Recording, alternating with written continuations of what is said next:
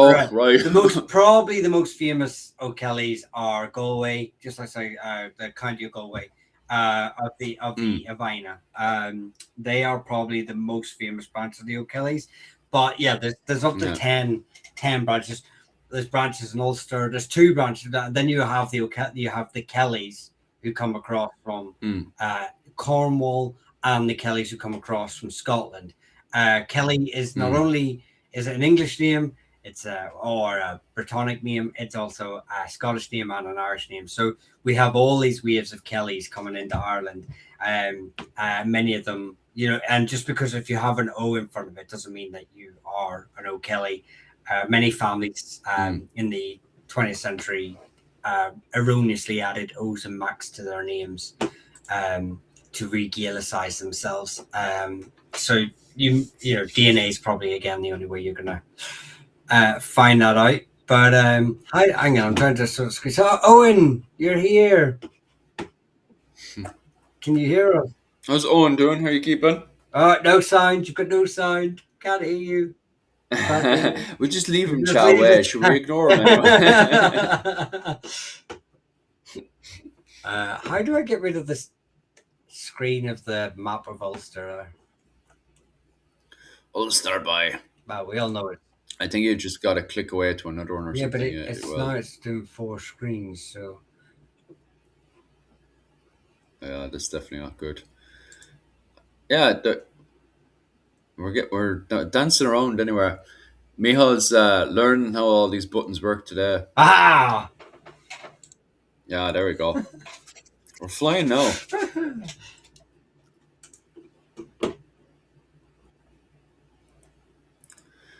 What was it called?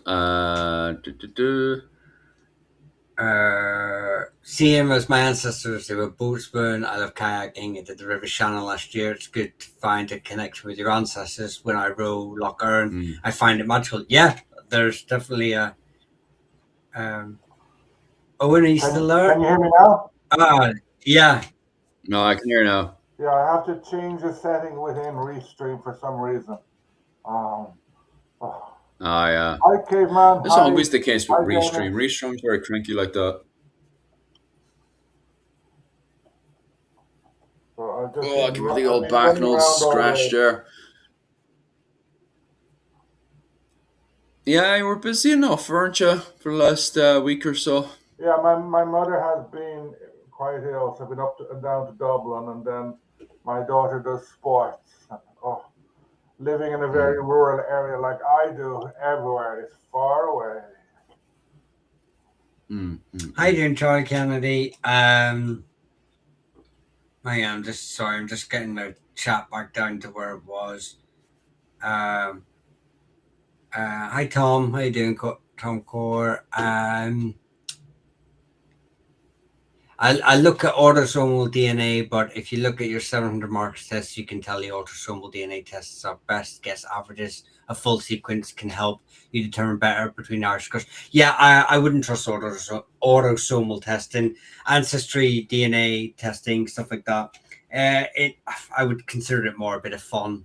If you really want to get sure. a better understanding why DNA testing is the way to go.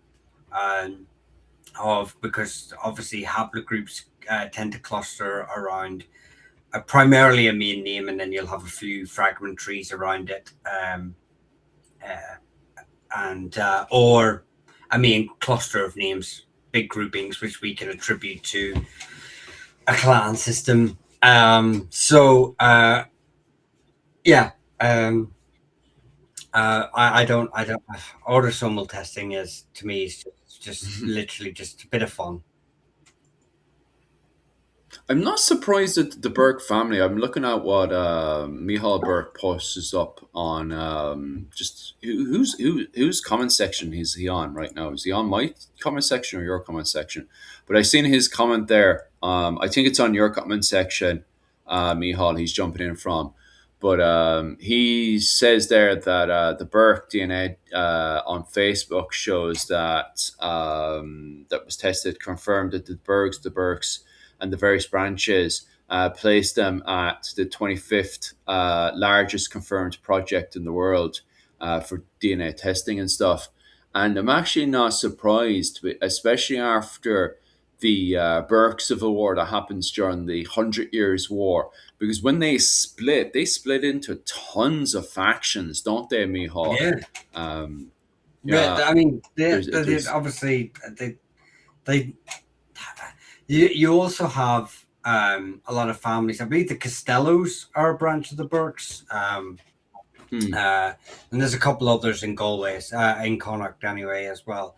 Um, yeah, the again, it's I've made the point already, and the point still sort of stands that as families are given lands and um, there's a saying I don't know, I wouldn't actually say it's quite true, but there is a saying that um, that Lord's children tended to survive in Ireland, right? Not really in England, but Lord's King's children tend to survive because they have better access to food and security and yeah, stuff like this.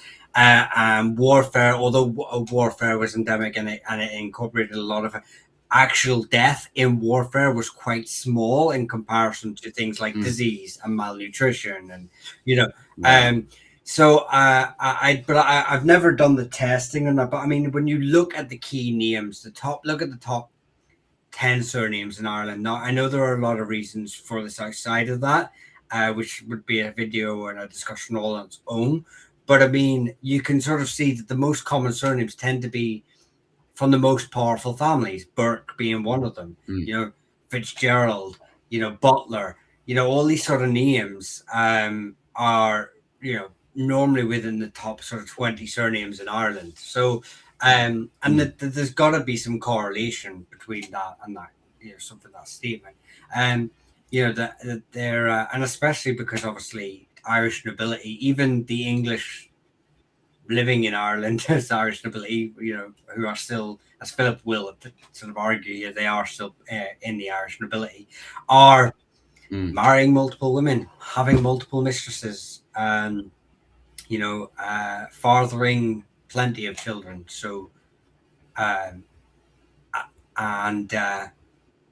surnames weren't as precious to people in the same way that they would become later on. They would, like I say, surnames aren't polygenetic. Clan surnames aren't polygenetic. They are incorporated by lots of people. So you would find that family branches that maybe didn't even realize they were Burkes originally would actually end up adopting the name eventually anyway. That's a question I do have for Owen O'Neill. Just because I feel this is feelings now from my side. Maybe Dr. Owen O'Neill has actual evidence for it happening or at least occurring. Do you think the Old English, especially in the 9 Years' War, were having assemblies with the Gaelic Irish? Because I feel, especially from 1220 onwards, when you have the Bergs and the Lacys and the Fitzgeralds marrying into Irish nobility, well, Gaelic nobility, that they might be having assemblies that are just not recorded. What's your view on that, Dr. Owen O'Neill? I would tend to disagree with you. I think Yeah. on the one hand, especially in the early modern period, late the end of the medieval, this thing of assembly is misunderstood. Okay. Because there's a famous passage, I think it's in Baha Eru O'Donnell. There's a fight going on over Hugh Maguire has died. He died he was killed in 1600 in Cork, and Yeah. they're fighting over O'Neill wants someone, O'Donnell wants someone else, and essentially O'Donnell hands a cup to one of the Maguires and says, "You're now Maguire." Okay. So you have a rise of larger lordships, O'Neill, O'Donnell, Burke, etc. And you also have an English antipathy to traditional gathering places. They did go on, like the last what's his Florence or Shaneen McCarthy Ray, Mm. who had himself made McCarthy Moore in Yeah. 1601, um, probably on Drung Hill near between Glenby and Carsavine. Um, Drung means gathering, but basically you bring your supporters there and someone gives you the rod of lordship, the slot tiernas. So, like, what does assembly mean? The English, whereas the English, even say the Desmonds who were fighting a lot with the English, the Old English, they held on to the idea of we follow English law. Mm. Now, the second last Earl of Desmond, he pulled a fast one and he annulled his first marriage and said the children from that are illegitimate. And then the Earl of Desmond went to his second family. So that Mm. was legal shenanigans, but theoretically he was following the law. Whereas in Gaelic law, the strongest person, um, the strongest person essentially inherited. Uh, Someone just asked, Michael O'Donnell, wasn't the place where O'Neills Mm. were crowned ruled by an Orange man? No, theoretically, it was actually, there was a stone there, Loch na Ree. There Mm. was a stone throne, Loch na Ree, and it was smashed up by Mountjoy. But Mhm. at the Mm. same time, the word lact means a stone, and a stone you can stand on.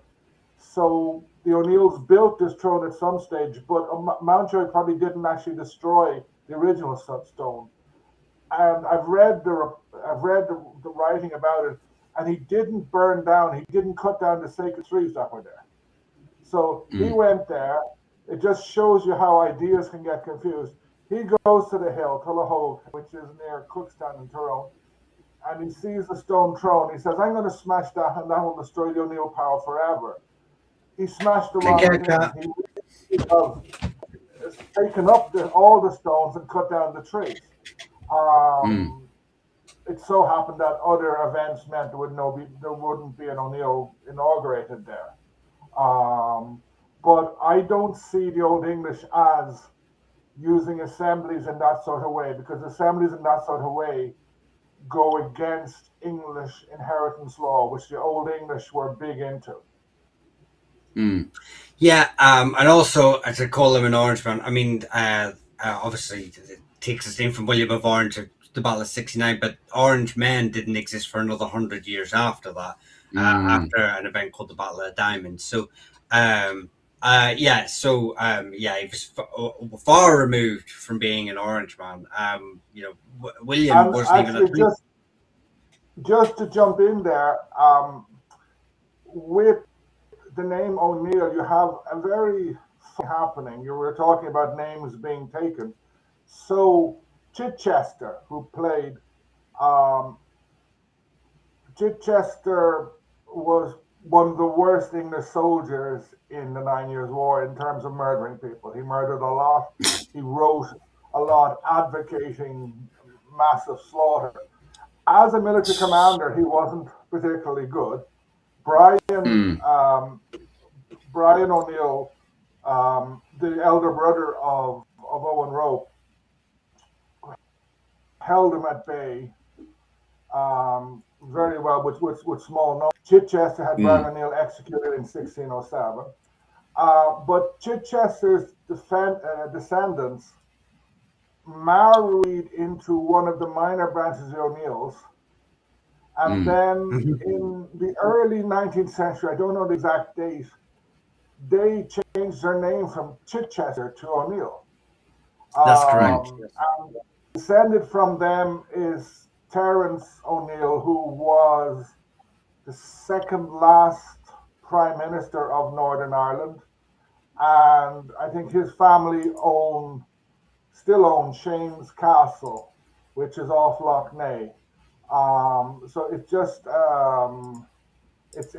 like people talk about, we're talking about Irish clans changing names, etc. But here is the descendants of someone who absolutely hated Gaelic Ireland, who was big Mm. in Anglicization. He founded Belfast. He should be like he was a political ancestor of the Orange idea in a way, even though it's 200 years Mm. before. But his family changed their name into a Gaelic name. Oh. Yes, although they are still have a long history, modern history of being quite anti Gaelic Irish. Yeah, yeah, They would yeah, still yeah. maintain maintain their political. But I mean, it's but it is, yeah, like I say, it's an interesting. But then again, we can obviously discuss that. There's a lot of overlap And between the red and they, the Irish. Davy Jones is correct. They should really clean up Lough Neagh. It's a disgusting. Oh, Jesus it's all Christ. funny You could colours, bitch but about that. Yeah, I Is could it? bitch about that all day. Go I on. just want to say, someone's talking about when we've been talking about DNA, and I think it was Tom was sort of saying about like uh, begin being part of a genome that's known as like a Pictish group. I really hate that of like going, this is a Pictish DNA, this is a Gaelic DNA, this is an Anglo-Saxon DNA. What is an Anglo-Saxon DNA? What is a Pictish? Because um that then you're starting to go on to about like you're applying an identity onto a genome or onto a corpse basically that may not have applied to that person. What is it to be Gaelic? Like back when the term the Goidel first started being thrown around, it was meant savage. It meant, and then it became someone who spoke Irish or Goidelic. So how do you apply that to an individual? Because they may not have applied that to themselves. They may not Well, have. I really, the term is so loaded to call like a specific haplogroup or genome a Pictish genome or a Gaelic genome. yeah. But But it's funny if we go back to our original topic there of the 13th century with Brian O'Neill's revolt and the Tamad Wars and stuff. Um, you have on the side of the O'Briens a surname MacRagnar, and that's considered a Gaelic name in the 13th century. MacRagnar. You know, like today, if we were to see that surname, we'd be like, well, that's clearly a Viking name, but yet looking at the sources of the 13th century, everybody's just talking about this Mac Ragnar guy, like, oh, sure, he's always been there, he's just, the local Gaelic man. The whole thing of what it is to be Gaelic seems to be different depending on what era you're talking about. If that's the 10th century and you were referring to yourself as Ragnar in any formal way, you're clearly a Viking. You're part of the Gaul Gael Society in Ireland, the Foreign Irish in Ireland. And yet, by the time we get up to the 13th century and you're looking at the various families in Ulster, we see, a Mac Ragnar in there, So, and you've said that about the MacLucklins as well, how the MacLucklins, have this kind of Viking background or identity. So to refer to yourself as Gael or Gaelic in the 13th century seems quite funny when you've got some of these families who, turn around and saying, oh, we're part of the Gaelic world. But at the same time, when you look deeper into their lineage, they seem to have a very mixed North Atlantic background inside there as well. I know Maynooth University recently purposely tripped over itself and went, hey, wait a minute. If you look at some of the men of Leinster as well, they seem to be very mixed in with the Gaul Gael. There's a lot of families being referred to, especially from the, the war between the Irish and the foreigners. God, that name just popped out of my head right now. But in that book, it constantly turns around and refers to the men of Leinster as Gaul Gael, foreign Irish. So identity is definitely very much a funny thing, depending on what era and period you're talking about. Yeah, and I think you can yeah, throw in something like calling someone Gall Gael can be very Mm. much political. Like Yeah.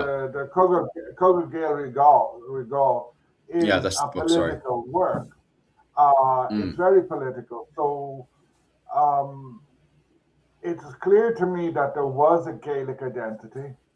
It was Mm. Oh flexible. yeah. People Mm. like and the elites, the Gaelic elite, married outside Gaelic Ireland quite a bit.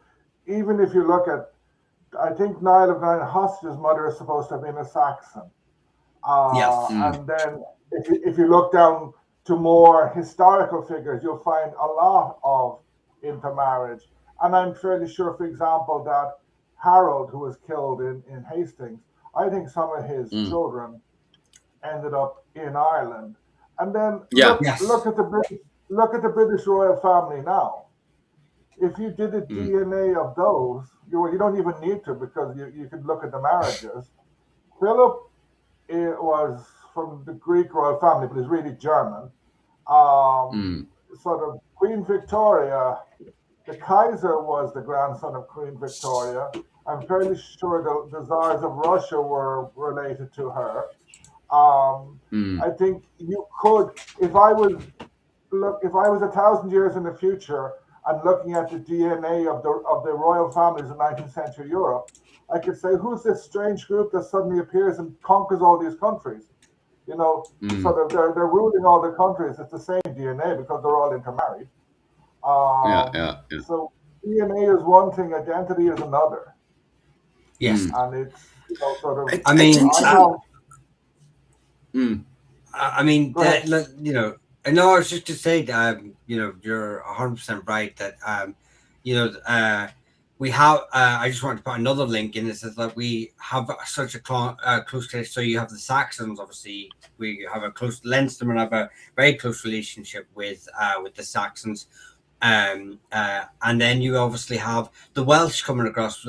The McKinnon are descended from a Welsh dynasty of Dervata, something like that. I can't pronounce it. Sorry. My Cymraeg is terrible, non-existent. But they descend from a branch because a lot of times when the Welsh were into fighting amongst their own, or even fighting others, they were fleeing the surviving branches or lords or princes or kings who lost their titles would flee to Ireland and they would be given land, title, and they would intermarry into the nobility because they would obviously already straight away be given noble status. Mm. And it's the same with whenever you come with all these sort of other groups that existed in early medieval Ireland, and they attribute them to the Brigantes and stuff like that. We have Irish families moved all the time for a variety of different reasons. We have O'Rourke's from Breffna up in Cavan ending up in Cork, for heaven's sake, and this is during the medieval era, becoming nobles down there and setting up shop down there. So it's not unheard of. So we're all interconnected on this island and further afield. To get this weird, purebred, 100%. That's actually this question of movement is something that when I look at studies of modern DNA trying to trace it back, quite Mm. often what they've been doing, I've noticed methodology, is they get people who are still in the same place as their grandparents. I've noticed Mm. like that guy, I think it's at Origins Ireland or something, and he did a Yeah. big study. That was a central part of his study. And like I'm Mm. not a DNA specialist, but to me, that is a very problematic part of of a study. If you're just looking at people who Mm. haven't moved, everybody, Yeah. 1/3 of the population of Ireland is in Dublin. Yeah. Everybody in Dublin is descended from a Culchie. Everybody in Dublin has Culchie blood. Like they've all come. Like I was born in Dublin, but I only had one Dublin grandparent, and that Dublin Mm. grandparent was, I think, 2 generations from me. Um, Mm. so there is a lot of movement around Ireland. And then if you're doing a big DNA study and you're cutting out this movement, I have a problem with it. Just to change topic, Michael O'Donnell was asking, there's a question he asked, was places like the Blasket Islands and very marginal land like the Burren inhabited in medieval times? The Blaskets, believe it or not, probably weren't. Mm. Um, their Blaskets may have had, I think they did have monastic sites on them, but they probably only came to be inhabited in the 18th century because Yeah. they're bloody awful. Before electricity, they're bloody awful to live on. That's why they were evacuated because people got cut off there. The reason they Mm. got evacuated in the 50s on one of the smaller islands, there was only one family, and the father died, but he died during winter, and they couldn't get there. And by the time they got there in Jesus. the spring, the body had mummified or something. This was in the 1940s, Oh God. 1950s. So Jesus. it's only with the expansion of the population, like the boom in the population size in 18th, 19th century, that places like the Mm. Blaskets did come to be inhabited. The Aran Islands and Tory Island and some of the other islands are different. They were inhabited, and the Mm. Burren was, because you have the famous saying of, is it Ludlow, of one of the Cromwellian generals, saying there's not enough wood to hang a man, enough or enough mud or soil to bury a man. So and you find castles in the Burren. So he's also asking, were any parts of Ireland uninhabited back then? They weren't uninhabited, but above 100 meters, I think it's 120 meters, there's a line, and there's very little old settlement in Ireland above that line because it's too cold, too wet, with the exception of Mm. some bullying. Aye. Happy St. Patrick's Month. Oh, aye. It's St. Patrick's Day on the 17th. We'll definitely have to try to do a St. Patrick's special for next weekend. We'll try to focus on the late antiquity in Ireland around the 5th century. So if you have any questions on that, definitely come for next week. Yeah, the Irish identity is quite funny, all right. Because of the fact that when we start off with the invasion of Ireland in 1169, we have all these ethnic groups as part of the Anjou invasion into Ireland. And the reason why I'm referring it to as the Anjou invasion Just one into second, Ireland, Philip. go on. Mally, we'll get to you. Just I'll answer this and to after Philip's had this thing. Little rant. Yeah. But it's funny when you have the invasions that happened in 1169, and we're often turning around and calling it the Norman invasion of Ireland. And it's only in the last 5 years or so that we've really stepped up our questioning of all these identities that are coming into Ireland in 1169, because we normally just umbrella term the Norman invasion into Ireland and just kind of brand them all as Normans. But in reality, they're a mix of Welsh, Anglo Saxons, Norman, but even on top of that, Cambro Norman, Anglo Norman, Normans of Normandy. Then you have people from Brittany, Frisia, Anjou. When that invasion happens, both in 1169 and then the second one that happens in 1171, it's a very pick and mix of various ethnic identities. Then, furthermore, if we jump ahead again to around 1220, when you have King John's War in Ireland, although our modern books, like even when I was reading about and going back over my notes for Brian O'Neill's Revolt and the Tamad Wars in Ireland, it was often referring to them, the barons that are living in Ireland, as the Anglo Normans. The actual sources themselves, especially old French sources and stuff, are often just referring to them as the Irish barons or the king's barons in Ireland. So it's quite funny when we're trying to simplify and put these umbrella terms on. that ethnic identity in reality can be much more complicated than what we're trying to simplify it into. Um, so yeah, when the lads turn around and highlight the fact that it is much more complicated in reality, I definitely would confirm on that. Because even when we get up to the later periods or even to the Renaissance, when they're starting to refer to them as Old English, those terms only start to appear much later on, isn't it? Yeah, yeah. Mm, Like in the 1590s, the Old English referred to themselves as English, mm, or sometimes, if stressed, English born in Ireland. yeah, Whereas once England became Protestant and the English in Ireland didn't, their Englishness began to be questioned. mm, Um, so I think the thing is, in the 18th and especially 19th century, in the Western world, and Romanticism arrived with full force. And so, yeah, if you go to study history, say you go to mm, study history in Rome, you're going to study Italian history, and that's going to yeah, take the idea that the Italy of 2026 mm, is always the same, whereas yeah, it's not.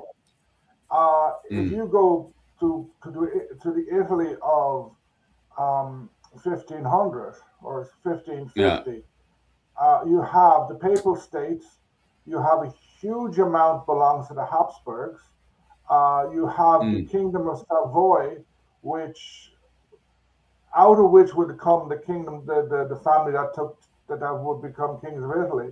But Savoy mm, was a Spanish client state essentially, and it included a mm, lot of what is now France. yeah, Um, whereas, and like if you look the border between France and Spain, that only gets mm, settled out in the 1640s, 1650s, because the French encouraged the Catalans to revolt, which they did in 1640. Then the French moved mm, in and they captured a lot of Catalonia, and they mm, moved the border down south. Under Louis XIV, the French expanded a lot. Dunkirk, Dunkirk of 1940 fame, that only becomes um, French. I think in the 16 around 1690, something like that. In the During the 1640s world of wars, it was still held by mm, Spanish, and it was full of Irish Catholic Confederates privateers. I mm, think you can make a mm, great film. So there's a film waiting to be made about that, Irish pirates operating out of Dunkirk, mm, but it's forgotten. And then another point, jump to Ireland now. I live in a rural area, the serious depopulation. There mm, are loads of GAA teams everywhere. And the GAA teams yeah, are having to amalgamate. They never mm, amalgamate with a neighbor. Like, sort of identity is very complicated. You've yeah, identity being Irish, you've identity being a provincial identity, so, a county identity, mm, and then parish, and then a whole pile of other things. Identity is like remember Shrek. I think Shrek saying ogres are like onions, many layers. yeah, Identity is very like Well, my dad always said he worked in the Middle East for the oil industry. Don't blame me, right? And he always said that obviously it's still very tribal in a lot of areas in the Middle East. And he mm, always said that they have a saying out there. It's my clan, my tribe, no, my family, my tribe, my God. But he mm, said that each person he met applies that differently. It could be yeah, my God, my tribe, my family, or my God, my family, my tribe. He says each person, no matter where he is, each individual will apply that law, that specific law, to their mindset, mm, and that's how they will approach their life and how they are. And I think that's has a very um, we see it all the time with just like you say, county level, town level. I live in a small village, and literally there's a village. Actually, if you didn't know, you couldn't tell where these two villages actually stop because the mm, houses run the whole way along the coast. But the village is literally 2 miles from my house, and anytime they come in to like our local shop, they're known as blow-ins. Yeah. They're not locals there, and they're 2 miles. The families have been into Marion for it's a plantation village up there, Mm. but they've been into Marion for 400 years. You know, and Mm. I would say there was a woman who came in actually, and she was from that village, and she's a McVeigh, and I was like, "Oh, are you related to the McVeighs in this village that she was in at the minute?" And she was like, "No," and I was like, "You probably are. Mm. You just don't know it, like you know." But yeah, I just want to quickly, just because there's a couple of things here. So first things first. Caveman's walking the Rocket Road from Toon to Dublin on Paddy's Day for a charity and documentary. So, Caveman, let us know how we can promote and share that the cause of the charity and everything like that. And watch the documentary. And Yeah, watch the documentary. and Yeah. the Worcester documentary. So please give us more information on that one. But fair play to you. It's Caveman's later comment as well. Just getting back to what we were saying there. No, no, that I no, no, actually no, fully no, agree no. with. Just. What? I said a minute ago that I will answer a question when you finish. Go on, waffling, go on. and I still haven't got to it. Right. Second thing, O'Malley is. I've thought as County Mayo. My family tree is that an Anglicized Gaelic name or Norman origin. Most likely, again, a DNA testing, but actually, most Thorntons in County Mayo come from the O'Monaghans. It's an Anglicization of Monaghan.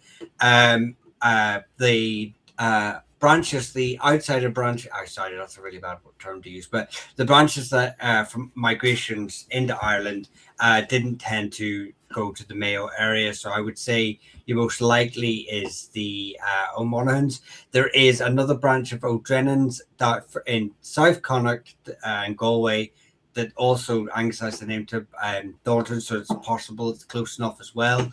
And then was that what I was gonna maybe that was the end of my waffling. I thought I saw another comment, but Owen Philip wants to say something. So what was that comment? What was it called? As long as I get to say it, that's the main thing, right? But yeah, I found it again, right? 100%. William de Burgh married the O'Brien princess. His son was born in Ireland and was half Irish by generations four. These were Irish with French heritage. Yeah, 100% agree. When the De Burghs come into Ireland, I would definitely categorize them in the Anglo-Norman category, the way the textbooks would definitely put them in.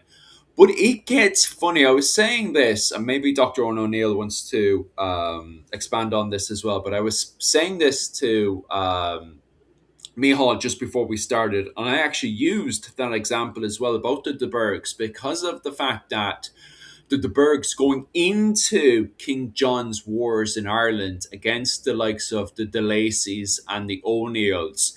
The De Burghs at that point are married to the O'Briens. And they are, if you read the textbooks and stuff, if you read the old French textbooks, they're identified as Irish barons, especially because some of those barons are also getting involved with the Crusades and stuff. So they are identified them as Irish barons in France. And then in the English side of things, they're recognizing them as kings. What was it? The king's men in Ireland.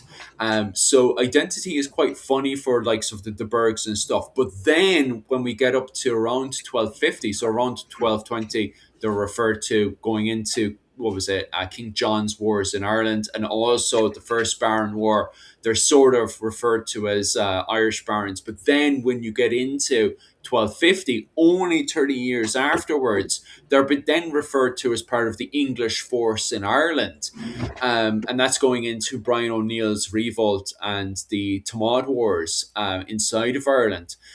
So identity keeps switching for sure. And then, as Mihal would highlight there as well, when we go into the after the Scottish War of Independence, when the Bergs start to have the civil war amongst each other, you then start to see the term more Irish than the Irish themselves. And I'm sure Owen would love to comment on that term more Irish than the Irish themselves, because there's a lot of academics that either agree with the term more Irish than the Irish themselves, or they completely go against the tide of that term more Irish than the Irish themselves, especially when you do have barons in Ireland that do refer to themselves as English. And then later on, then you have that term Old English as well, like, you know? Yeah, it's again, it comes down to a question of complexity, Mm, and it comes down to a question of politics. yeah, I'm a baron. yeah, I can refer to myself as Irish in Ireland, mm, if it keeps the locals happy. Then I'm yeah, heading off. I'm called off to do something in London. I'm going to meet the king. Of course, I'm going yeah, to stress my Englishness. yeah, But like, there's a famous incident. It was one of the Lawrences, Lords of yeah, Hout. I'm fairly sure it was him. He heads off to the court and he meets Elizabeth, who asks him, "Can he speak English?" I was surprised that he could speak English. And he kind of mm, says, "Bloody hell. In Ireland, people call us English, and in England, they call us Irish." So it's yeah, like these are marcher elites. They're on.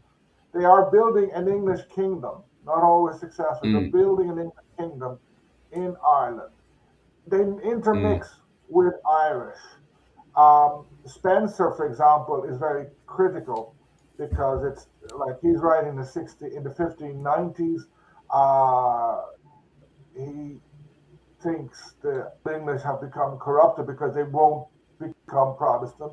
He says that, for mm, example, one of the ways he says they've become corrupted is the fact that many, if not most, of the old English families would have Gaelic wet nurses. So he's saying these guys as babies are drinking Gaelic milk, so therefore they're no longer English. mm, It's an example. It's like I'm not sure how serious he's intending to be, if people yeah, believed him or not. It's a point. Again. It's complexity, complexity, complexity. Politics, history mm, is complex. People yeah, claim to be different things. Um, at various times in the 16th century, the Irish said to the Spanish, "Hey, we're Spanish. mm, Our great great granddaddy, multiplied by a few, came from Spain, came from the tower, Bregas Tower in, I can't remember the city, it's in Galicia. So therefore, you have to help us because we're really Spanish." yeah, Um, Whereas, say, the United Irishmen in the 18th century, they used a different political argument. mm, So it changes a lot. yeah. And like, for There, example, just if Henry II had not come to Ireland, mm, and if he'd been, say, caught up in wars, and the guys who came in under Strongbow had essentially set up their own little kingdom there, I'm fairly yeah, sure that in 100 years they would have been referred to as Irish. yeah, And another thing is just throwing in terminology. The, like the Irish word for Irish is Gaelic. yeah, Sorry, no, the Gaelic Irish is Gaelic. It's only in the 17th century there's an Irish word for Irish. The mm, English come up with the idea of Irish, including everybody on the island before the Irish did. The Irish had this mm. cultural identity, and the North come in. Oh, these terrible Gauls at first, but then they are incorporated. At times they're Mm. not, but mainly for political reasons. But like, It's funny, like because I don't know if other ethnic groups do that. Because in Ireland, if we go over to the the ninth century, that's where they are using you see the word Gael, but then you also start to see, especially Mael Shocknell the first himself, refer to themselves as it's the first time you start to see the word Erin pop up and kind of identifying the whole island and stuff, especially when they're collecting tribute from Dublin and stuff. It is quite funny, but you're right. Like it's only like the Icelandic sources and stuff that kind of brand the what was it, the nobles and stuff inside Dublin and stuff as being Irish. The Gael don't do that. They don't turn around and say, "Oh well, the men of Dublin, they're just like as gay, native as we are." It's very much like, "Oh, we're the natives, and they're just foreigners." And even that term, as you said there, Gael Gael, foreign Irish. But it's so kind of like fucking one day you're Irish, especially the men of Leinster, and then the following day it's like, oh, they're Gael Gael, they're foreign Irish. Who does that? Like, I don't know any But other at the realm, same modern day time, country that at does the that. Go same on. time, England. Mm, England is you have Anglo-Saxons, there was England, the Angles, the Saxons, and I think the Jutes. But maybe the Jutes seem to yeah. have disappeared recently. Nobody talks Yeah, about I them. know, right? Uh, Gaul, Yeah. Gaul, you had sort of Romano-Gaulish people, say in the fourth century. In come the Mm, Franks, in come the Vandals, and lots of other people. Um, Italy gets invaded by the yeah. Lombards. There were big fights in Italy between the Byzantines and the Lombards. The Vandals Mm, and the Visigoths, or some of the Goths were there as well. mm, So when do when do the people in Italy become Italian? When mm, do the people in France become French?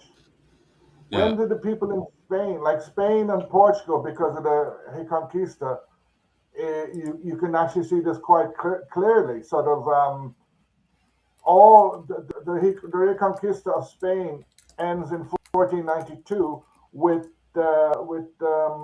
capture of Granada, Mm, and then they expel the Moors, and there's a lot of persecution of old Christians, a lot of expulsion of old Christians, yeah.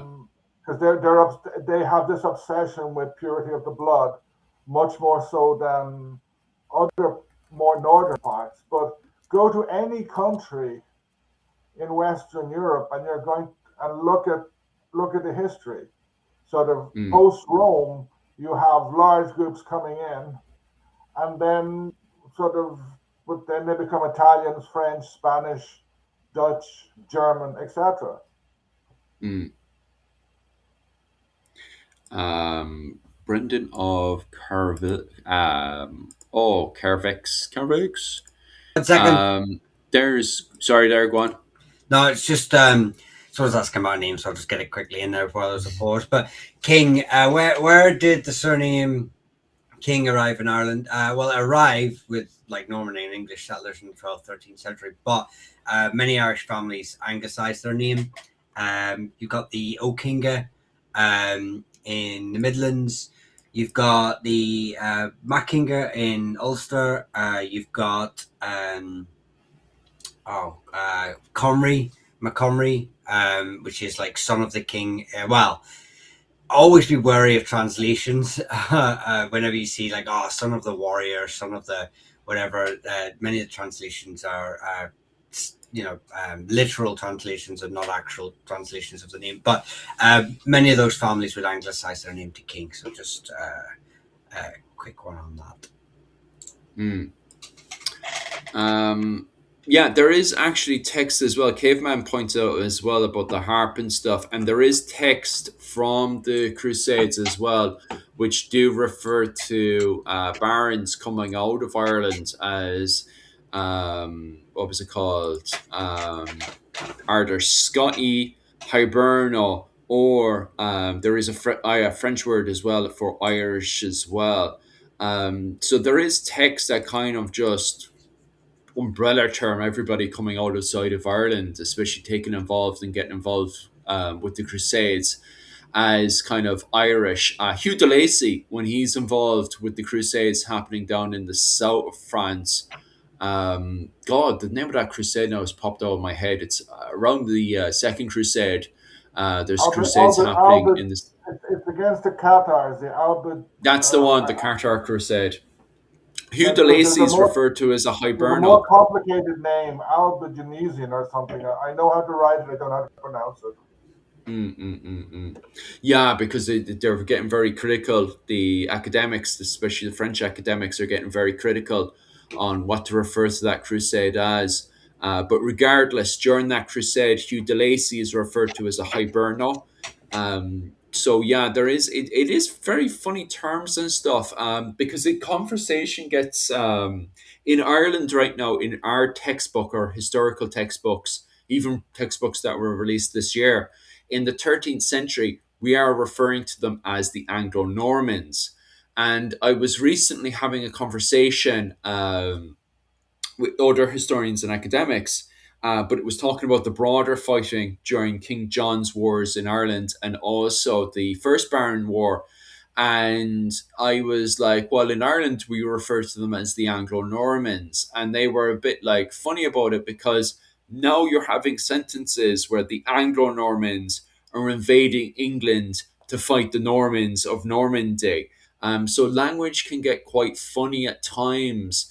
And you do wonder, like, should you be using terms like Hiberno Norman or just referring to them as the Irish Barons, or should you refer to them as the King's men in Ireland or something, just to simplify the conversation, especially when you're having, constructing sentences that are meant to be intelligent, but they come out like, well, the Anglo Normans are invading to fight the Normans of Normandy, so it is quite funny.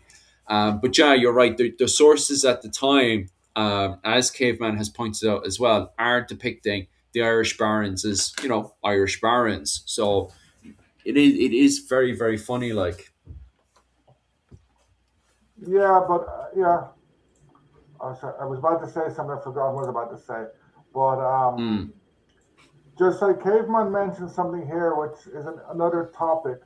The 1848 entry, it mentions the Scotty attacking the Northmen, but also notes that Irish fleets were operating in ways that looked identical to Viking raiding patterns. mm, I think that's an interesting thing. It's something that's neglected, I think, in popular history and Irish historiography, in that the Gaelic Irish had boats, had ships.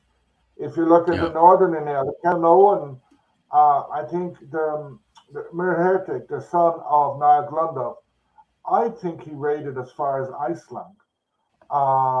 yeah, Like sort of, and the northern Enel defeat and drive the Norse out of Ulster. And mm, I'm fairly sure there was big battles between of fleets in near, is it Lough Swilly or the next one, and also in Carlingford. yeah, So the Irish had a naval capacity at that stage that mm, just disappears in history. I don't know what happens to it. Like, so by the time of the 16th century, the only naval capacity is essentially ships from the Isles and from Scotland coming down okay, used by O'Flaherty's, O'Malley's, etc. These galleys, but it's in the hands mm, of a few people. Whereas in the 8th, 9th century, it seems obvious that there was some sort of naval capacity.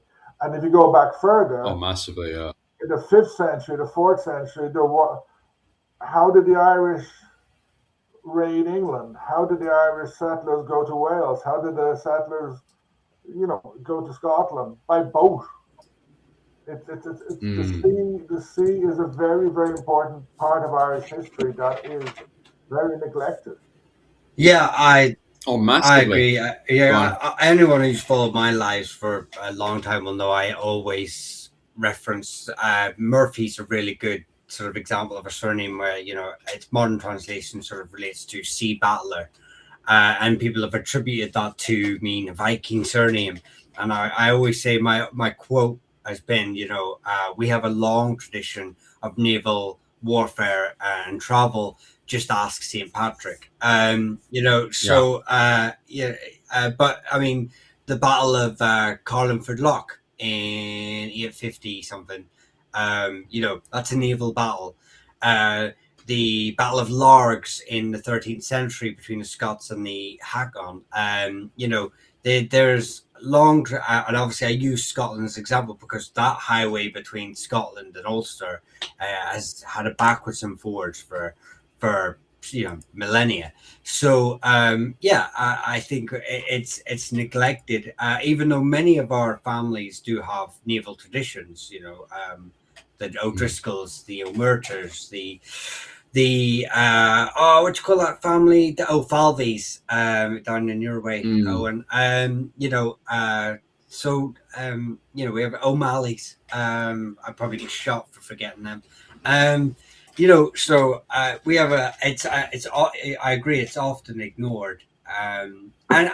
Well, the thing I absolutely love right now is, especially when academics ask the question of like, oh, so when does the Viking Age actually start and begin? And it's like, well, especially in Ireland, it's like, well, even from the very start of our historical sources, with the arrival of St. Patrick, he came over because of pirate raiding going into England. So you could easily make the argument of pulling Viking raids all the way to start. Well, Viking raids, because that's what it is Viking, by the way, and to go Viking is to commit piracy. So you can place piracy at the very start of our written history with St. Patrick, with his two letters, the letter to Cruticus and also his his Confessio, which both highlight piracy. So and you can bring it all the way up to Guan. What's there? no, there's an interesting. The Bronze Age collapse. There's one of the theories put forward is that it's Vikings. That the Vikings. So actually, theoretically, with that comment of like to go Viking, technically they're not wrong by saying the Bronze Age collapse was caused by Vikings. Because what was it, piracy, and this is the thing, right? And then you go up to the actual Viking Age itself, which don't get me wrong, when people say the Viking Age, as Dr. Claire Downham is now making the argument for what the Viking Age is an economic golden age in Ireland, which sounds so strange compared to the propaganda that we're getting fed right now, which is, the Viking Age is where the Norwegians come in and they subjugate the Irish, and then it's 200 years of Viking occupation. And that's not true at all. As I've highlighted multiple times, when you do have Turgis that invades and does a proper invasion into Irish territory and burns the lights of Clonmacnoise, he burns Armagh, he's got a force of 120. When he goes up against Mael Shocknall I, he is captured by Mael Shocknall I, and he is executed by Mael Shocknall I. And that pretty much brings an end to major invasions of the type. When you do have Ivor the Boneless and Olaf the White that comes into Ireland and occupies Dublin, they're playing the game with the rest of the Irish in Ireland at the times, and they're not committing the major invasions. When they do commit fighting with the High King of Ireland at the time, depending on what your definition of a High King is, against the head of the Ionels, they're doing it as a political game with the men of Leinster, with the likes of what was it called, the men of Slane and stuff.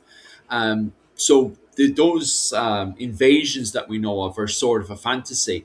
And for a good chunk of Dublin's history, it is playing tribute to the Ionel.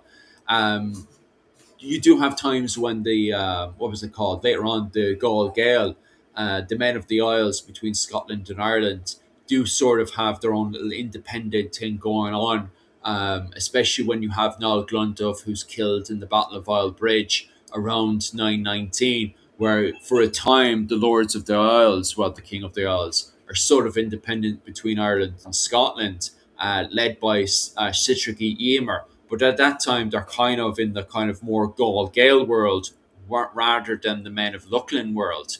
But just quickly jumping up ahead again, when you do have that kind of golden age of the Earls that come to us and end again, it's not a sudden, abrupt ending that we have with the Battle of Clontarf, but at the same time, their kind of Viking golden age does come to an end. but it doesn't mean that they stop committing Viking raids, pirate raids. In fact, going all the, as Dr. Owen O'Neill had pointed out, as we go into the likes of the Tudor conquest of Ireland, you still have the likes of the O'Malley's committing piracy, and the piracy in Ireland doesn't come to an end. It merges into, from my perspective, going through the literature, it blurs into the actual pirate age itself. So it's very difficult to turn around and say, oh, well, there's a definition to the end of the Viking Age in Ireland, or even a start to begin with, like. Just in relation to the O'Malley's, I'm probably going to give people a heart attack here.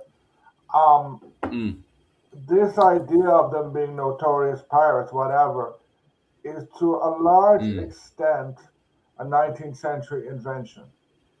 They had galleys. They went up and down the west coast. Quite often they had good relations with either Desmond or Lord Fitzmaurice, and they would shuttle stuff up and down. So they would do some, if they saw a ship sinking or something, they would plunder it, whatever, like anyone would do at that stage. But when people say pirates, it's kind of the idea of sailing out into the ocean and with cannon, etc. They didn't do that. They didn't have those ships. They had galleys. So you have to be very careful with this idea of them being pirates. They had a lordship, and it was one of a number of lordships that had a lot of ships that had a naval capacity. And they would make a lot of money from just ferrying gallowglass a lot of the time. And secondly, Caveman talks, he says, referring back, we had ships, they were curragh, but they could go on long voyages. But what changed the game and gave the Norse advantage was the longship. But by 850, the Gaul Gael had these. I'm kind of going to turn that around a little, in that I'm very, very certain that a lot of the ships that were in use in Ireland in Roman times and post-Roman, they were more than just curraghs. They were wooden boats because of the Romans. Like there were traders coming. In St. Patrick's, I think it's his Confessio. He gets bored up in the Croagh Patrick, and he heads off, and he arrives somewhere on the East Coast. It could be Wexford, and he gets the boat there.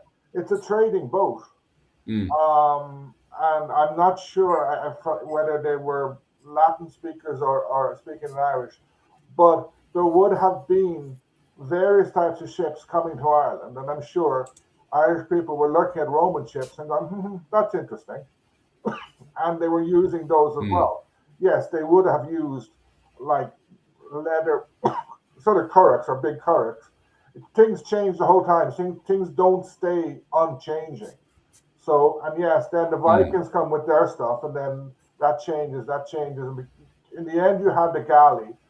But in post-Anglo-Norman time, something happens with the majority of Irish shipping. It disappears. What we're reduced to is galleys and ships crossing the Irish Sea from England, from Wales. Yeah, like Brian sort of said there, we weren't taught anything new. No, I agree with you. There would have been, as merchants are trading, there would have been Irish merchants. Whether it's to be money to be made, people of every nation will jump in and partake into that. And we could see it obviously like later on when you look at Galway, where multiple families are paying into a ship, into a certain merchant lane, or like stocks and shares into ships, and multiple families and branches of families are investing large coin into certain endeavors to Europe, etc. We've got a long history of it. And I would I think it's a clear point. If something's happening in mainland continent Europe, it's happening in Ireland too. We're not this Mm. little island, floating off into the Atlantic. Even if it's not even recorded, it doesn't compute. It's beyond reason to think that Irish people weren't still engaging in these activities, especially if these activities are making their way, like Roman Mm. traders, to Irish shores. We're not just going to sit there like Neanderthals and be like, "What is this fire that you're bringing here?" Irish people would have capitalized on it. Irish kings would have capitalized on it. So I think it's just another view of people just thinking that maybe our history's a little bit backwards, and it's not. I remember. Oh, here you go. Actually, I love this one. I love the Smith makes its way around. It's about ships. Go on. I remember reading that over 100 Spanish merchant ships were counted in Galway Harbour in the 1600s, trading wine for herring and Irish and wool. I actually didn't read that full question. I thought it was a different myth, but no. There was who was it that came? There was a guy who did a tour of Ireland. I don't know if it was the famous Holy Roman Emperor Prince or whatever his name was. I can't remember. But there was another guy who came round and stated about. I think he was an Englishman. Came about and sort of said about how Galway's harbour was booming. It had. But Galway was Galway was a massive trading hub. It was the last sort of trading hub on the extension of the English empire. I'm going to call it, even though it wasn't by this stage, but it really was operating very similar to under an empire. And like I said, you had the 14 tribes of Galway, which is a term coined for them later on, with these 14 families. Merck are running the city, they're running the bureaucratic side, they're running the trading side of it. These families, like I said earlier, are all investing into galleys, into ships, into investments, into Europe, into England, and they're all pooling money together towards a ship. Actually, a lot of families would actually monopolize specific areas within that as well. So wine, wool. I believe the Kerwins were known for a bit of black market dealing. Each one would sort of would try to sort of siphon off a specific portion of that trade for their own family. But it is well attested that Galway was a booming trading town. Mm-hmm. Yeah, sure. What's the name? Christopher Columbus was there, wasn't he? Yeah, Galway, Limerick, Cork to a lesser extent, some of the small like Kinsale, Youghal. So you have to remember that before the invention of, say, the steamship or whatever, the Spanish could actually quite often reach the Irish coast, the south and the west of Ireland, quicker than the English could, coming from like Bristol or somewhere like that, especially depending on winds. The Spanish and Portuguese from 1500 onwards are sending out immense fleets from Europe into Latin America, into Asia, the Philippines, etc. So like they know Ireland. There's a lot of trade. People have mentioned herring in the comments. In the south of Ireland in the 16th century, or perhaps in the 15th century, a lot of Irish lords got rich because the herring shoals moved quite close to the coast. So you have Basque, French, Spanish fishermen capturing these guys, and they have to land fairly quickly and salt them because otherwise they go off. And that's like in Ballinaskelligs in Kerry and a few other places, Driscoll's, they would have built little castles, and basically fishermen arrive and pay over some money, and everyone's happy. And like the herring was very, very important. Another big export would have been birds of prey falcons, Oh yeah. kestrels, that sort of stuff, and pelts and Irish Mm. mantles. The Irish mantles at certain stages um, were quite popular among fashionable people in Europe. Mm. So, Yeah, they like are just Dingle, another one is Dingle, because there was a treaty made at some stage, the Treaty of Dingle, which is like the Desmonds basically made a deal with the Holy Roman Empire and said we're Mm. part of the Holy Roman Empire, and the yeah. Habsburgs said fine, Which we were. fine, yeah. And I think one of the Habsburgs princes visited Kinsale in 1513 or something. Yeah. Mm. Good Horses. times. I don't know about horses. Our horses were quite small in comparison to European horses. It wouldn't be. Yeah, we had the old Hoppler horse, which was Yeah. very, very quick. It was great doing its job. The problem is Dr. O'Neill would point out, with especially with the Battle of Kinsale and stuff, is they couldn't handle cavalry charges against the English. But if you look at the fighting that was going on between Art MacMurrough and Richard II's English forces, by God, they were exceptionally good outmaneuvering the English knights. It was Art MacMurrough was able to beat the English in 1399 because of the fact that he was able to use his hobler horses to get in there, chuck them javelins in, and get back out there again. So the hobler horses are exceptionally good at outmaneuvering English knights. Not so much good from the cavalry charge, from the research and readings I've done, especially around Richard II. But I do know we messed up with the Battle of Kinsale. The Battle of Kinsale is where the Hubble horse really hits its limit, isn't it? Especially against Yeah, because English like knights. the Battle of Kinsale shouldn't have been fought. It was the Spanish Yeah. commander insisted, and then he didn't turn up for the battle. And O'Neill started retreating. His main error was stopping retreating. He should have kept retreating. The English cavalry was tired, um, Mm. but he stops and on one side of a stream. But the English cavalry managed to cross the stream, and then they charge into O'Neill's horse. And O'Neill's men, Mm. they're in one big fort. Usually there would have been loose orders spread out.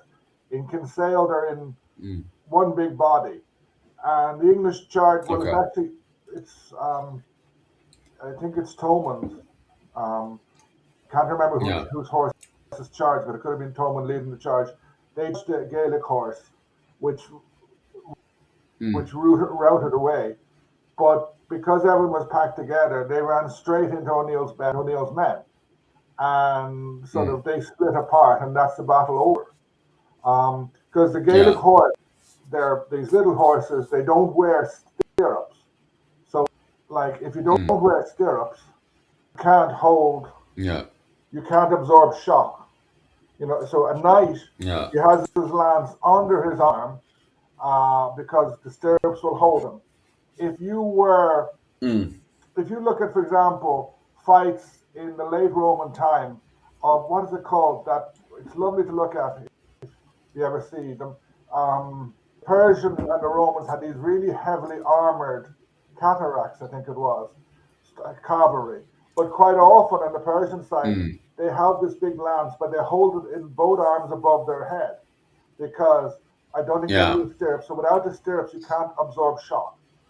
So Yeah. Yeah. and like the problem with having a big heavy horse is, unless they're in the Curragh or a few places like at Kinsale, you go charging along Mm.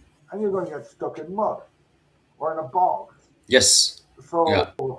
and then some Irish guy will run up and chop you down. Mm. And But Irish, when yeah, looking at the like term, these yeah. these big war horses, they're tanks, and like Mm. look at any tank, they consume, they need fuel, they need to eat. So like Yeah.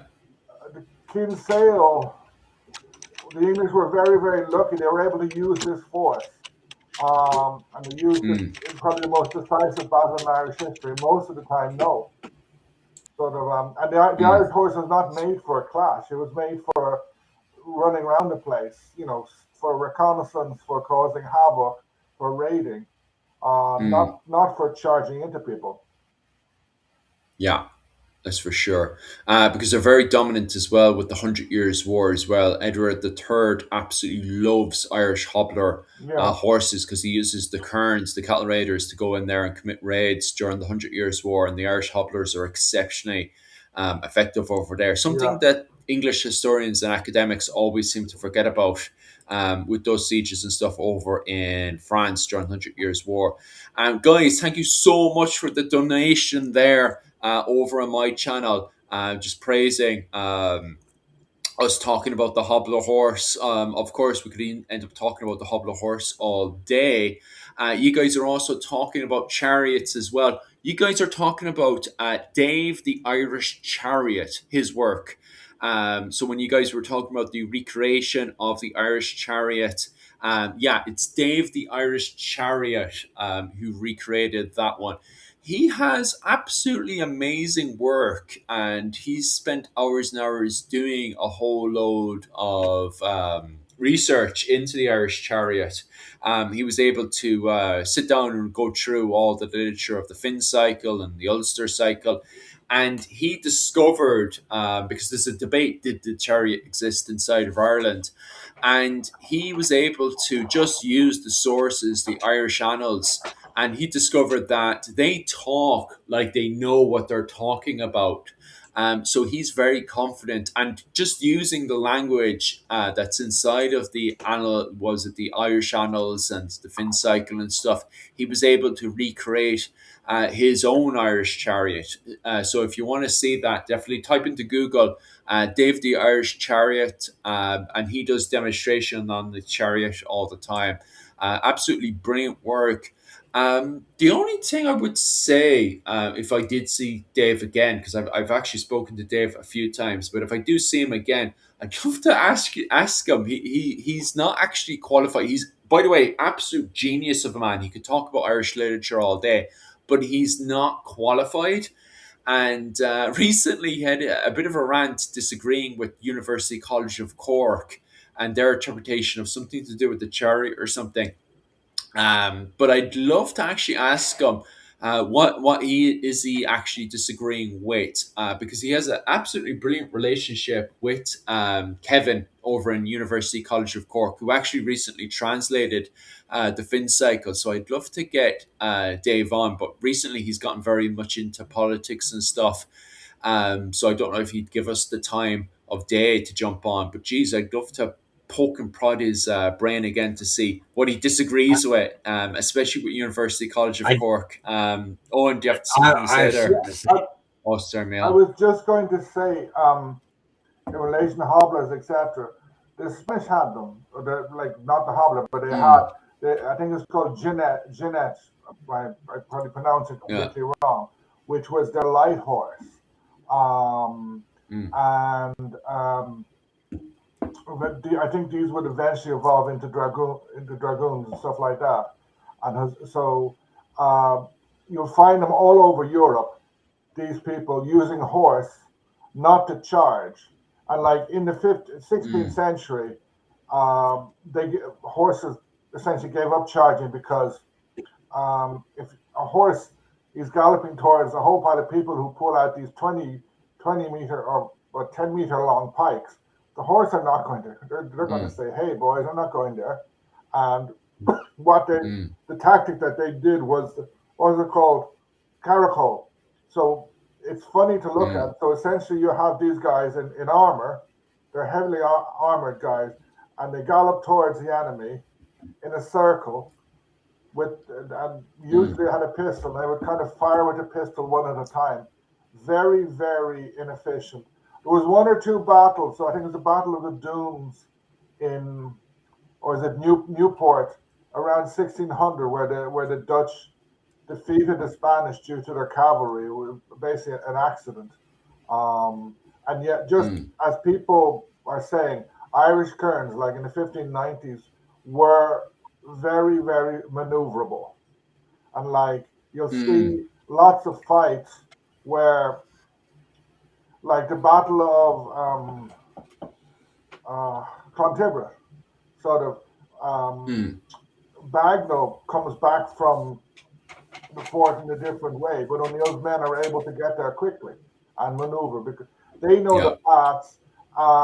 They're not wearing armor, so it's easy for them to trot over a mountainside, run through a bog, and they were yeah. very, very maneuverable. I just wanna. I feel it's like my duty. Why was the Southwest the last to fall to the British Empire? Now, I'm thinking this person means to the English Kingdom, the Kingdom of England, because when we were incorporated into the British Empire in 1801, we'd already been part of the, um, that establishment for hundreds of years. But I feel as an Ulsterman to say that when the Tudor conquest of Ireland happened, Ulster was the last independent Gaelic kingdoms to fall. So no, don't be giving that to those boys down south. We held out the longest, so just I just had to put that in there. I'm not letting that comment slide. Mm. Caveman, yeah, 100%. You can see that Caveman's recent combat hobblers were throwing projectiles, then maybe engage and retreat and repeat. Yeah, you can see that with the literature that was done with Richard II in Ireland, but that's constantly highlighted inside that book. The writer now of that book has gone completely on my head, and I actually have the book over there. But regardless, it's just referred to as Richard II in Ireland and the Irish Kings. And in it, you can blatantly, there's drawings at the time by the French. It was French that came over to see Richard II's invasion of Ireland because he was going to make this into a big show. And he became the show, especially after he was starved to death by Henry Bolingbroke. But regardless, you can see depictions of Art MacMurrough Cavanagh coming out from the tree line to fire off his javelins and to rush back into the tree line again. The only problem, and it popped up in this period as well, and it pops up again during the Wars of the Roses in both Ireland and England, is the problem is when the kerns are out way out in the open, the English longbowmen are able to cut them down very, very quickly. So they constantly have to stay within the rough terrain of the trees to be able to successfully outmaneuver the English longbowmen. But they are able to do that. So they're able to lure the English forces into the Wicklow Mountains, and they're from that point onwards, very close quarter fighting.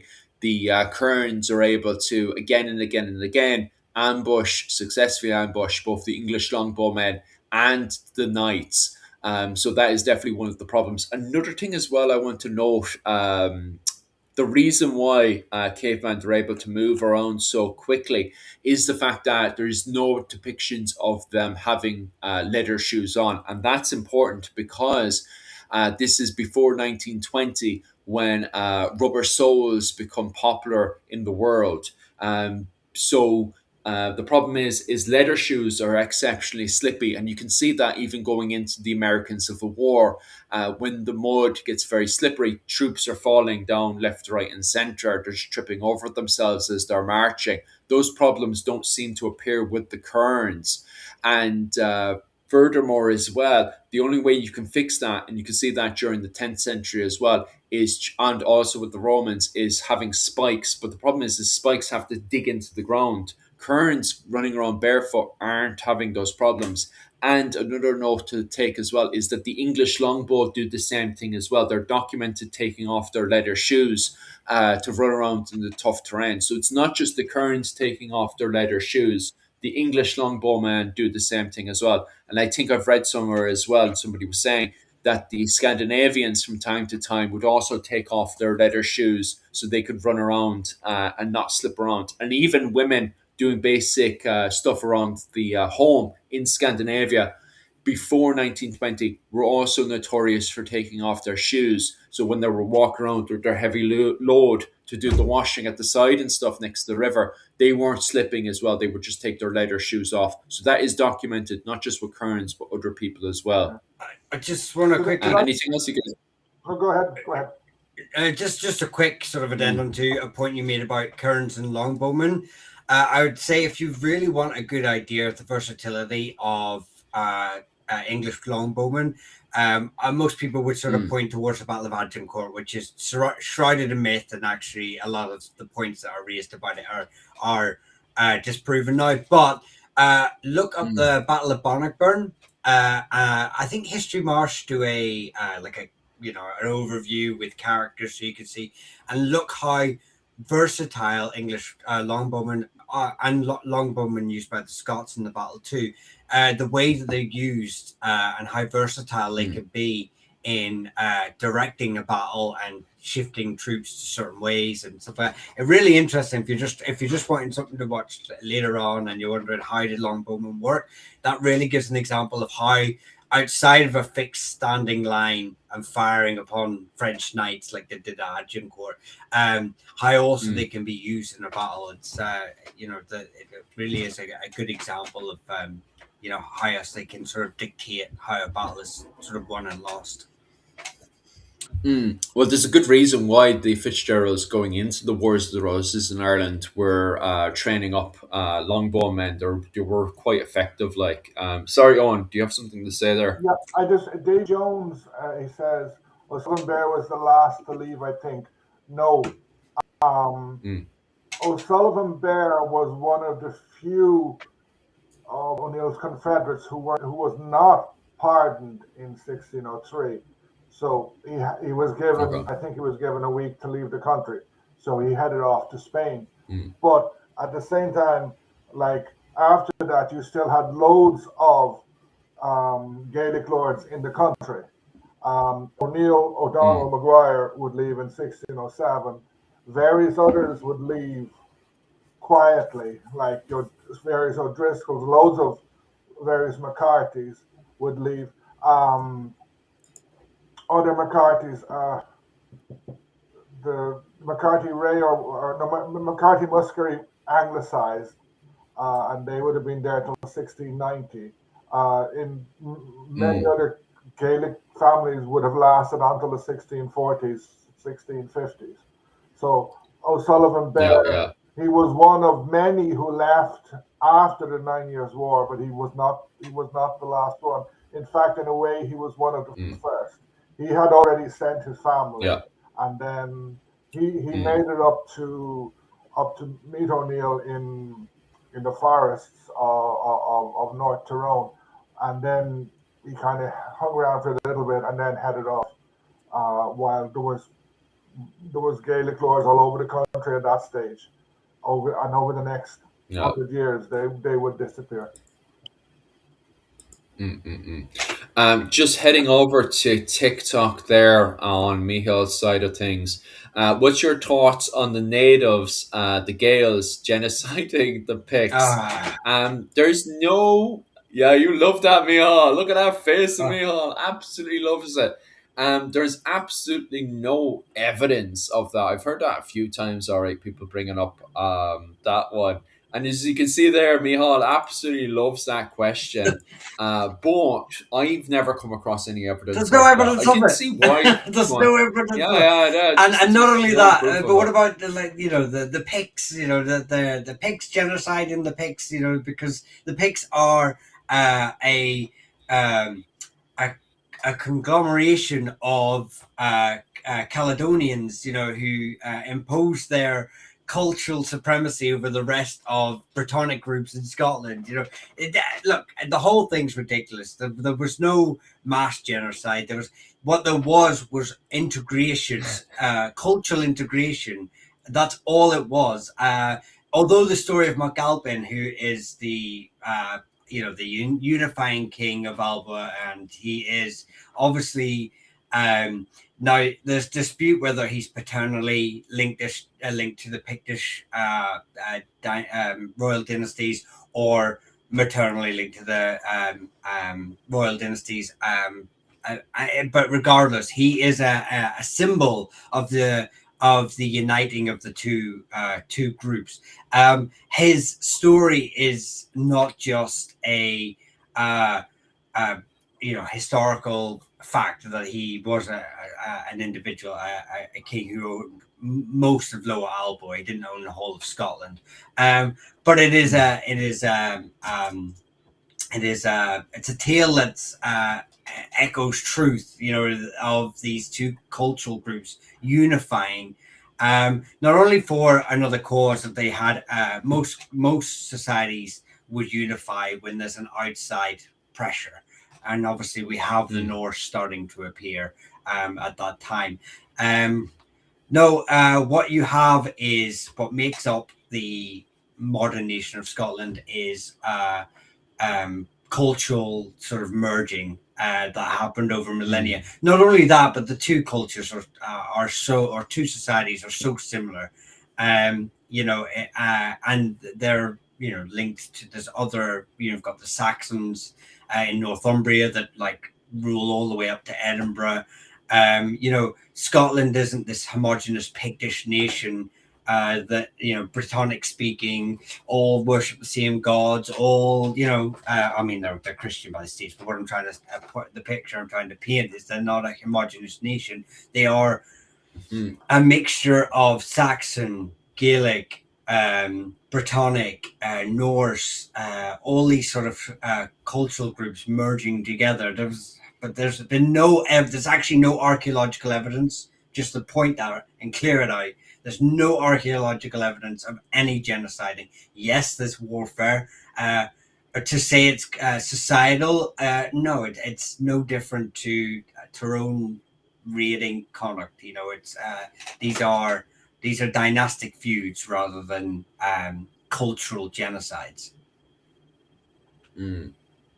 Yeah, it is. I fully agree with you. I can understand at the same time, people do find it strange, all right, when you have, what was it, Kenneth MacCulpin, who takes over around the 850s, where you have a sudden taking over the whole of Scotland, where people would build conspiracies around that. The problem is that they are what they are. They're conspiracy theories. There's no solid evidence whatsoever of any form of a genocide that takes over. It's just one dynasty takes over another dynasty and then subjugates it. The only area of any form of a genocide seems to be up in the Orkney Islands, because they did recent DNA testing up in the Orkneys and they couldn't find any native Scottish DNA in the locals. It was more Scandinavian DNA. But at the same time, DNA testing can be quite funny at times. So I wouldn't hold my breath on that one. Was that Michal? No, I was just going to say that's another myth that but first it's the Irish that come across and genocide the Scots, and then it's the Norse came down and murdered every male along the Isles of Scotland, and that's why every Gaelic clan is actually a Norse clan, and that's another myth that gets propagated. And I get it doesn't actually make sense. It's along the lines of all the people of Iceland have maternal Irish ancestors and paternal Norse ancestors because of slaves being brought across. They're myths built on slight truth. We know from genetic testing that some Scandinavian have paternal lines to male ancestors because we know of the Gold Gael. We know of the interactions between these families. We know that not every person moving to Norse settlements was of a paternally Norse descent, because the intermarriage, the fosterage, the all this sort of thing that's happening along the Irish Sea. And again, it doesn't make for the Scottish myth of the Scottish Isles all being massacred, all the men massacred and all the women just taken as it doesn't make economic sense to go into an island and just kill all the men. So I'm I'm suddenly made a baron or a jarl of an island, and I kill all the men, and then I've got all these women. Well, I've got to wait 14 years before all these women have given me enough sons to farm, to trade, to raise an army. It's a ridiculous notion, like. But this is an interesting one that goes back into your comment section on TikTok. Where did with all the fighting that's going on between these Scandinavians that are moving in around the 9th, 10th century, and also the fighting with the Scottish and with the Ian, where did the MacLachlan's come in from all of this? Because don't the MacLachlan's claim that they're not only a branch of the Kenlowen, but somehow linked in with the Scandinavians as well? What's the story with that one? No, there's multiple MacLachlan lines. Obviously, you've got the MacLachlans of the Kenlowen, who would rule the Kenlowen before the rise of the O'Neills, and then you have the MacLachlans, who are, I believe, they're one of the groups that claim descent from. I don't know if they claim descent from Amrahan, who's a Ken O'Connell prince, the same as the McSweeneys. There's a bunch of families along Kintyre that sort of claim Kenlowen descent, or Ken O'Connell, but they're effectively cousins for this narrative.